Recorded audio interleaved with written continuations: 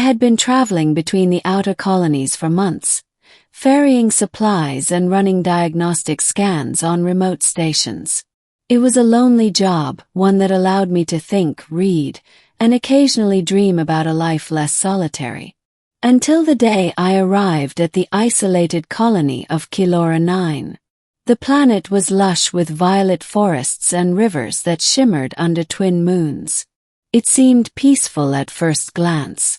But Kilora 9 had a secret, one I wasn't prepared to uncover. I was stationed in a small settlement, tasked with repairing an energy relay network. My work was routine, solitary, and thankfully quiet. That is, until a small group of aliens approached the human quarters. They were children, or at least they appeared to be. Petite, with luminescent markings along their arms and faces, eyes wide and curious. Their chatter was melodic, almost musical, and I had to stop mid-step just to understand them. Then one of them, a girl barely 6 cycles old, stepped forward, her eyes fixed on me with unsettling familiarity. "You," she said in the common tongue. "I know you." Froze. Beginning. The unexpected recognition. "Excuse me," said cautiously. Her small hand pointed at me, trembling slightly. My mother knows you." I blinked. My stomach dropped. I'd never met her mother. I didn't even know anyone from this sector personally, aside from a few engineers I'd met in passing during other assignments. Yet here was a child insisting that someone I didn't know personally had known me intimately. I think you're mistaken," I said slowly, keeping my voice calm. The child tilted her head. Her hair shimmered like liquid silver under the faint lights of the settlement. "No." I remember her voice. "She said your name before." I felt my heart start to race. Something about the certainty in her voice was off. Children rarely had that kind of confidence. And yet her eyes, glowing faintly with some inner light, were unwavering. I knelt to her level, trying to make sense of it. "What's your name?" she whispered almost reverently. "Liara. Liara," I repeated. A strange chill ran through me. It was not just her name. It was the cadence, the way it carried her mother's presence. Then it happened. She looked directly into my eyes and whispered, almost in a voice meant only for me, "Mother knows you, human. Her name is Solara." The world seemed to tilt. I staggered back a step. Lara. That name. I had not thought of her in decades. Not since I was stationed at the farthest edge of the Andara sector, working with the diplomatic corps of the Orion cluster. She had been a commander, a liaison, a woman of brilliance and warmth, who had saved countless lives during the last border skirmish. And now her daughter, this alien child, was here, speaking her name as if it were a key unlocking a past I had tried to bury.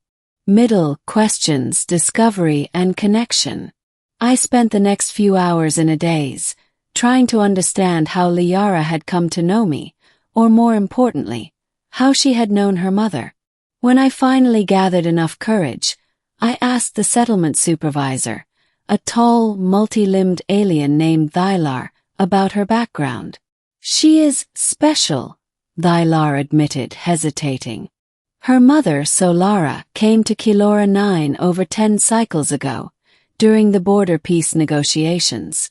Liara was born here shortly after. She carries her mother's memory, her essence, you might say. "Essence?" I asked, trying to keep my voice steady. Thylar nodded. "Kilorans have a form of genetic memory transfer. Children retain fragments of their parents' consciousness, emotions, memories, sometimes names. Liara has been speaking of you because you were part of her mother's life." I sat down heavily. Everything about this settlement suddenly made sense, and nothing at all. The way the children had stared, the way Liara's eyes had glowed with recognition. It was real. Too real. Over the next week, I spent more time with Liara and her small community. She would run up to me every morning, repeating phrases her mother had once spoken to me, asking questions that Solara had asked decades ago. "Did you really see the Andara skies like this?" she asked one morning, pointing at the twin moons. "Yes," I said, voice tight. "I did." She nodded, satisfied. Then, without warning, she asked, "Will you tell me stories about her?" I hesitated. My memories of Solara were personal, painful, and vivid. Sharing them with a child who carried her mother's essence felt dangerous. But her eyes, those glowing, earnest eyes, left me no choice. I began recounting tales of Solara's bravery, her cunning during peace negotiations, her laughter after tense negotiations, her kindness toward those who had no protection. Liara listened in rapt attention, sometimes giggling, sometimes frowning, sometimes pausing to ask questions I hadn't expected. "Did she ever cry?" she asked quietly. "Yes," I admitted. But she cried quietly, never letting others see her sadness. She absorbed this, her small hand brushing mine. "I want to be like her," she whispered. And I realized then that this child was more than a conduit of memory. She was a living testament to Solara, someone I had failed to protect once, and now had the chance to guide. Crisis. Danger on Kilora 9. On the 5th cycle of my stay, a warning siren echoed through the settlement. Rebel forces from a nearby sector had detected our colony and were descending to seize it. Thylar rushed me to the central command hub. "We need to evacuate civilians," he said. "Including the children." My mind immediately went to Liara. She was too small to move on her own quickly, and the rebel ships would reach the settlement within cycles. I found her hiding behind a cluster of bioluminescent trees, clutching a carved crystal that had belonged to her mother. "I won't leave," she said stubbornly. "You have to," I said firmly, scooping her up. "It's not safe." Her small arms wrapped around my neck. "Mother wouldn't have run," she whispered. I swallowed, feeling the weight of Solara's memory, and realized that Liara was as brave as her mother, if not more so. Together, we navigated the dense forest, dodging rebel patrols and using the terrain to our advantage. Liara's instincts, shaped by genetic memory and innate intelligence, guided me through shortcuts and hidden paths. Finally, we reached a safe landing zone, where a shuttle awaited to take the civilians to a secure station. Thylar was there, helping others aboard. "You've done well," he said quietly, looking at me and then at Liara. "She carries her mother in more ways than you can imagine." I nodded, still holding her. "And she will carry her forward." Ending, acceptance, reflection, and a new beginning. As the shuttle lifted off, I watched Kilora 9 shrink below us, violet forests and glimmering rivers fading into the darkness of space.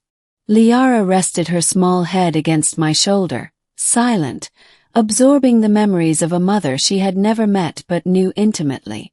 "I'm glad you came," she said quietly. "For what?" I asked. "For telling me about her," she replied. "For being someone she trusted. And for helping me understand her."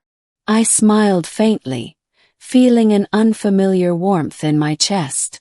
The galaxy was vast, dangerous, and often lonely. But moments like this, moments of connection across species, across generations, reminded me why I had chosen this life. Liara looked up at me, her turquoise eyes glowing softly. "Will you stay?" she asked. I hesitated, then nodded. "Yes, we'll stay. We'll make sure her legacy lives on." The shuttle hummed softly, the stars rushing past. And for the first time in a long while, I felt the future wasn't just uncertain, it was full of possibilities. For Liara, for Solara's memory, and for the bond that spanned species, generations, and galaxies, A new chapter had begun. I had been shocked when the young alien whispered her mother's name. But now I understood that shock was only the beginning of something much greater. Trust, connection, and the chance to honor a life that had changed me forever.